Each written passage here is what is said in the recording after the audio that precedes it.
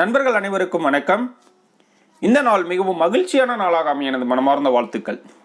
இன்றைக்கி நாம் பார்க்கக்கூடிய விஷயம், பழைய கட்டிடங்களை வாங்கும் பொழுது வாஸ்து ரீதியாக எந்த மாதிரி விஷயங்கள்லாம் நம்ம பார்க்க வேண்டும். இன்றைக்கி இருக்கிற காலகட்டத்தில் பார்த்திங்கன்னா எல்லோராலும் புதிய வீடு கட்டி கொள்வது என்பது மிகவும் சிரமமான விஷயம்.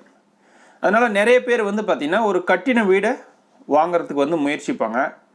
ஆனால் அந்த மாதிரி இடத்துல பார்த்திங்கன்னா அவங்க ஒரு தவறான வீடை தேர்வு செய்கிறதுனால அவங்க வாழ்க்கையில் மிகப்பெரிய பாதிப்புகள் ஏற்படும்.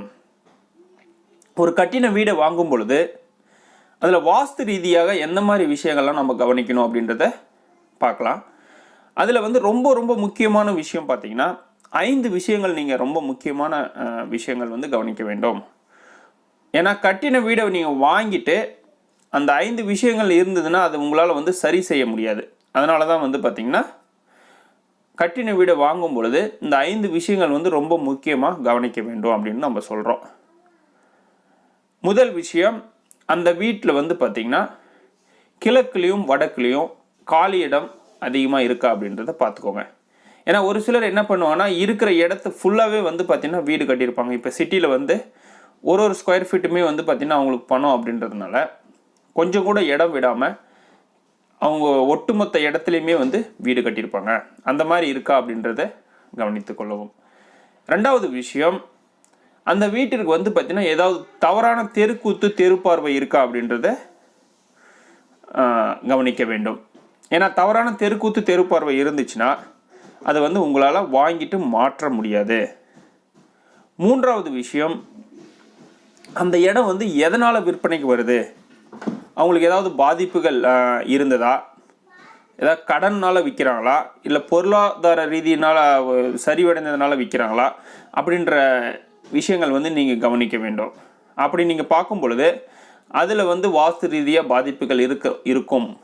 அது சரி செய்ய முடியுமா அப்படின்றத பார்த்திங்கன்னா ஒரு வாஸ்து நிபுணருடைய ஆலோசனை எடுத்துக்கொண்டு அது வாங்கிட்டு சரி செய்ய முடியும் அப்படின்னா நீங்கள் வாங்கலாம். மூன்றாவது விஷயம், அந்த வீட்டு மேலே ஏதாவது கோர்ட் கேஸ் அந்த மாதிரி இருக்கா அப்படின்றத செக் பண்ணிக்கோங்க. நான்காவது விஷயம், அந்த வீட்டில் பார்த்திங்கன்னா போரு, செப்டி டேங்க்கு, கிணறு அதெல்லாம் எந்த பகுதியில் இருக்குது அப்படின்றது நீங்கள் கவனிக்க வேண்டும். நீங்கள் அது தவறான திசையில் இருந்துச்சுன்னா அது மாற்றுறதுக்கான வாய்ப்புகள் இல்லை. ஒரு சிலர் என்ன பண்ணுவாங்கன்னா வீட்டுக்குள்ளேயே பார்த்திங்கன்னா செப்டி டேங்க் போட்டிருப்பாங்க. அது எப்படி மாற்ற முடியும், இட வசதி இல்லாதனால. ஸோ இந்த 5 விஷயங்கள் நீங்கள் சரியான முறையில் கவனிக்கும் பொழுது நீங்கள் பழைய வீட்டை வாங்கலாம். அதில் எந்த ஒரு தவறும் கிடையாது. பழைய வீட்டை வாங்கி அது நீங்கள் ஒரு சில வாஸ்து குறைகள் இருந்துச்சுன்னா அதை சரி செய்துட்டு நல்ல வாழ்க்கை வாழலாம். மிக்க நன்றி. வாழ்க வளமுடன், வளர்க விவசாயம். எல்லோரும் எல்லா புகழும் பெற்று வளமுடன் வாழ வாழ்த்துகின்றேன். நன்றி.